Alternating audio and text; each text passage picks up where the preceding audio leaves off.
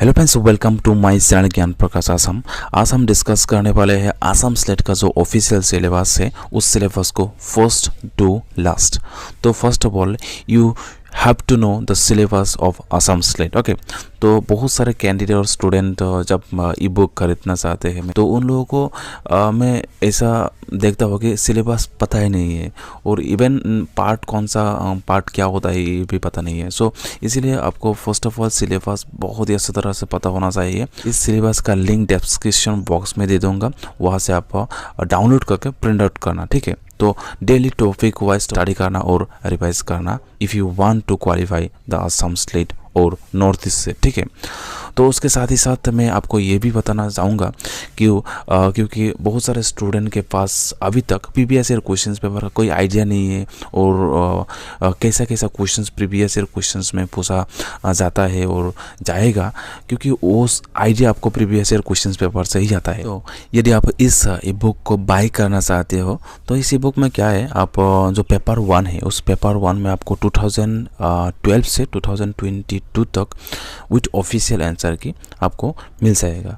और पेपर 2 का कुछ पेपर 2 का नहीं है, आप डिस्क्रिप्शन बॉक्स में लिंक है, वहाँ पर जाकर आप देख सकते हो। ओके, तो उस फ्रंट पेज में आप देख सकते हो कौन सा ईयर का पेपर है, ठीक है। तो और इनसिक्योरिटी के यहाँ पर एकदम जीरो टॉलरेंस, ओके, क्योंकि अभी तक में अराउंड 1000+ ट्रांजैक्शन हो चुका है, अभी तक एक भी ऐसा कंप्लेंट नहीं है कि ऐसा कुछ डिस्टर्ब वगैरह हो गया वो उसका हाँ जो अकाउंट वगैरह। तो कुछ स्टूडेंट और कैंडिडेट को ऐसा डाउट होता है कि ऐसा कुछ वगैरह हो जाएगा, लेकिन ऐसा कुछ नहीं। अभी तक मेरा जो बायर है और यू कैन से जो अभी तक ई बुक जो खरीदा है उन लोगों से अभी तक ऐसा कुछ कंप्लेंट नहीं आया कि इनसिक्योरिटी का पेज क्या है उन लोगों का। हाँ, ऐसा कुछ होता है कि डाउनलोड नहीं होता है कभी कभी, लेकिन मैं जब व्हाट्सअप करते हैं तो व्हाट्सअप में सेंड कर देता हूँ। ओके, तो मैं ऐसा नहीं चाहता कि आपको इनसिक्योरिटी से आप इस एक अच्छा कंटेंट को मिस कर देना चाहिए। तो अब आता हूँ मैं जो सिलेबस है फर्स्ट टू लास्ट इस सिलेबस को यहाँ पर डिस्कस करूँगा। तो यहाँ पर 10 टॉपिक है। तो first topic is teaching aptitude. Okay, तो टीचिंग एप्टीट्यूड से आपको क्या क्या पढ़ना है। टीचिंग एप्टीट्यूड का क्वेश्चन इजी आता है लेकिन थोड़ा लॉन्ग होता है, ठीक है। तो यहाँ पर teaching concept, objective, level of teaching जैसे कि memory, understanding, reflective and its characteristic and basic requirement. And then learner characteristics जैसे कि characteristics of adolescence and adolescence learner and academic, social, emotional, cognitive and individual differences. And then factor affecting teaching related to जैसे कि teacher, learner, support material, instructional facilities, learning environment and institutions. And then mode of teaching in institutions of higher learning जैसे कि teacher centred versus learner centred methods. Okay, and offline versus online methods. Online जैसे कि Swayam Prabha, MOOCs etc. And then teaching support system जैसे कि traditional, modern and ICT base. And last is evolution system. Evolutions जैसे कि element and type of evaluations use based credit systems in higher educations, computer based testings, innovation in evaluation system। तो ऐसा नहीं कि आपको सब कुछ एकदम माने कि 5 to 5 पढ़ना है। जब प्रीवियस ईयर क्वेश्चन पेपर आप सॉल्व करोगे ना तब आपको एक आइडिया मिल जाएगा कौन सा टॉपिक से ज़्यादा क्वेश्चंस आता है, ठीक है। तो ऐसा नहीं कि एकदम आपको 100% सिलेबस से आपको फॉलो ही करना है कि, लेकिन प्रीवियस ईयर क्वेश्चन पेपर देखने से वही आइडिया आपको मिल जाएगा कि कौन सा टॉपिक से ज़्यादा क्वेश्चंस आता है। और किसी ऐसा भी टॉपिक है जो जिस टॉपिक से अभी तक क्वेश्चंस भी नहीं आया, तो इसके आप इग्नोर कर सकते हो आफ्टर यो ना अच्छी तरह से पढ़ने के बाद जो प्रीवियस ईयर क्वेश्चंस पेपर है। And then unit 2 is research aptitude. और रिसर्च एप्टीट्यूड आपको जो मास्टर डिग्री का लास्ट ईयर और किसी का फर्स्ट ईयर में भी था शायद। ओके, तो इस कंपलसरी सब्जेक्ट था रिसर्च एप्टीट्यूड।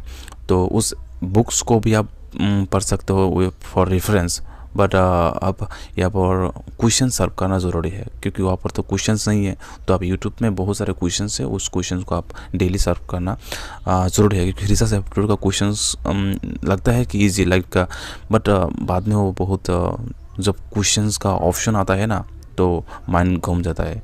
तो इसलिए जैसे कि रिसर्च मीनिंग, उसका टाइप, कैरेक्टरिस्टिक्स, पोस्ट पॉजिटिविज्म और positivism approach and then method of research, जैसे कि experimental method, description method, historical, qualitative and quantitative method. And then आपको यहाँ पर step of research, step of research बहुत इंपॉर्टेंट है, यहाँ से बहुत क्वेश्चन आता है। And then thesis and article writing, format and style of referencings, applications of ICT in research, and then last is research ethics. Okay, research को तो कुछ ethics होता है सभी चीज़ उस लाइक जैसे कि आपको कैसा करना है रिसर्च, कैसा नहीं करना है। ओके, रिसर्च तो ऐसा नहीं है कि आपको जस्ट कॉपी करके दे दिया, तो उस चीज़ के लिए कुछ इथिक्स है जो आपको फॉलो करना है। तो उसके साथ यूनिट 3 जो कॉम्प्रिहेंशन, और कॉम्प्रिहेंशन ऐसा है कि यहाँ पर तो कॉमन नहीं होता, लेकिन आप कॉम्प्रिहेंशन सॉल्व करना बहुत ज़रूरी है। वो स्लेट ही हो और यूजीसी नेट का हो तो आप सॉल्व बहुत इम्पोर्टेंट है, क्योंकि प्रैक्टिस से ही आपको कॉम्प्रिहेंशन आता है। Okay, otherwise it is not very easy. Okay, and then unit 4 is communications. Communications का क्वेश्चंस इजी होता है, जैसे कि communications meaning, type, characteristics of communications, and then effective communications like verbal, non verbal, cultural group and classroom communications, and कुछ barrier of communications जो communication में दिक्कत देती है उस चीज़ क्या क्या है उस चीज़, and then mass media and society. And then unit 5 is आपका mathematical reasoning and teaching aptitude, और you can say aptitude. Okay, कुछ रीजनिंग वगैरह और मैथ्स वगैरह का क्वेश्चन आता है वो इस यूनिट से ही आता है, यूनिट 5 से। जैसे कि उसका टाइप ऑफ रीजनिंग, और यहाँ पर नंबर सीरीज से क्वेश्चन आता है, letter series, code of relations, and then mathematical aptitude. और मैथमेटिकल एप्टीट्यूड साइंस बैकग्राउंड का स्टूडेंट तो ठीक है, लेकिन आर्ट्स बैकग्राउंड का स्टूडेंट यहाँ पर थोड़ा मार खाते और दिक्कत हो सकता है। तो ऐसा नहीं है कि कुछ नहीं आता है तो एकदम से छोड़ दो, ऐसा नहीं। 2-3 क्वेश्चन यहाँ पर देख सकते हो, लेकिन हाँ 100% यहाँ पर देना आपको बहुत टाइम लग सकता है, क्योंकि देखने में तो छोटा है, जैसे कि fractions, time, distance, ratio, proportions, percentage, profit loss, interest and discount, average. तो एक ही टॉपिक बहुत बड़ा होता है और यू कैन से ब्रास्ट होता है। So if you want then you can solve the lots of questions that is on YouTube. Okay, and then unit 6 is logical reasoning. Okay, unit 6 logical reasoning से आपको जैसे कि understanding the structure of argument form, structure of categories, propositions, mode of figure, formal and informal fallacies। जैसे कि कुछ चीज़ ऐसा होता है जैसे कि आप एक बोल दिया और कर दिया, कैसे फेलिसिस कुछ होता है, पॉलिटिशियंस लाइक फेलिसिस बहुत सारे यूज़ करते हैं।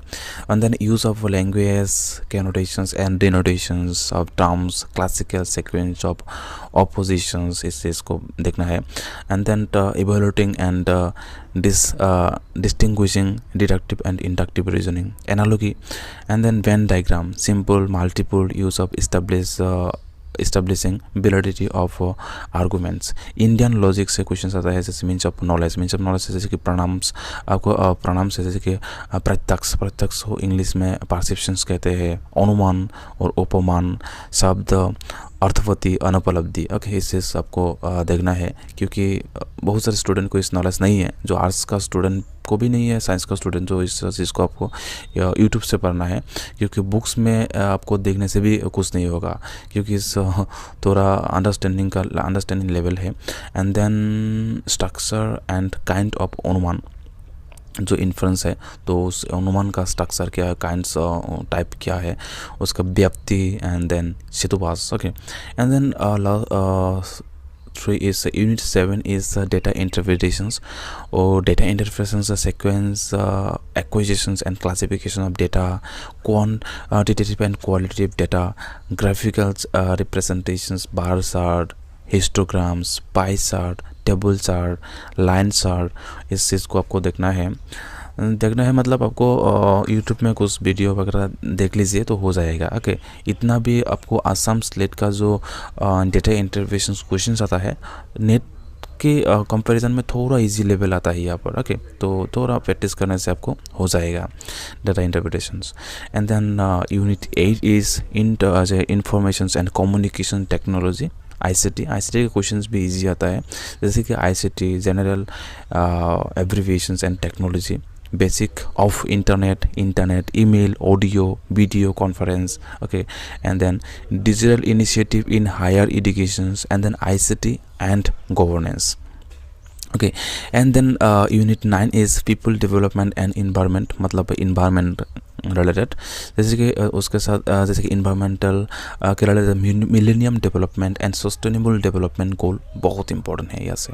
And then human and environment interactions, जैसे कि एटमॉस्फेरिक हो activities and their impact on environment, and environmental issues वगैरह कुछ होता है लोकल, रीजनल एंड ग्लोबल, जैसे कि air pollutions, okay, water, soil, noise, waste pollutions इस वगैरह। Okay, and climate change and its socio economic political dimensions, and then impact of pollutant on human health pollutant का कैसा impact है, and the natural and energy resources like solar, wind, hydro, geothermal, biomass, nuclear, forest. Okay, and then natural hazards and disasters like mitigations strategies, environmental protections act वगैरह को आप बहुत अच्छे तरह से पढ़ना है, जैसे कि इंटरनेशनल एक्ट कुछ होता है और इंडियन लेवल का भी कुछ एक्ट है, जैसे कि national actions plan on climate change, international argument effort, Montreal protocol, Rio submit, conventions on biodiversity, Kyoto protocol, Paris argument, international solar alliance, इस चीज़ को आप इन्वायरमेंट का जो टॉपिक है इस चीज़ कवर करता है। And then last topic unit 10 is higher education system. तो हायर एजुकेशन सिस्टम जैसे कि institutions of higher learning and education in ancient Indian का जो कुछ इंस्टीट्यूशंस वगैरह है, जैसे कि Nalanda university, Takshashila university, okay, Vikramshila university वगैरह बहुत सारे यूनिवर्सिटीज़ थे। उसमें आपका जो नालंदा यूनिवर्सिटी और तक्षशिला यूनिवर्सिटी है ना, वो बहुत इंपॉर्टेंट है। Okay, and then evolutions of higher learning and research in post independent India. तो post independent after independent India में हायर एजुकेशंस का क्या किया और कौन सा डेवलप हुआ, तो उस चीज़ इसमें आता है। And then oriental, conventional and non conventional learning programme in India, जो हायर एजुकेशन का कन्वेंशनल और नॉन कन्वेंशनल होता एजुकेशन से उस चीज़ को। And then professional, technical and skill based educations पढ़ना है, value educations and environmental educations, policy, governance and administrations, तो इस चीज़ को आपको पढ़ना है। और एजुकेशन, हायर एजुकेशन का क्वेश्चंस इजी होता है, थोड़ा पढ़ने से और 2-4 क्वेश्चन सॉल्व करने से ही इस टॉपिक हो जाएगा आपको, ठीक है।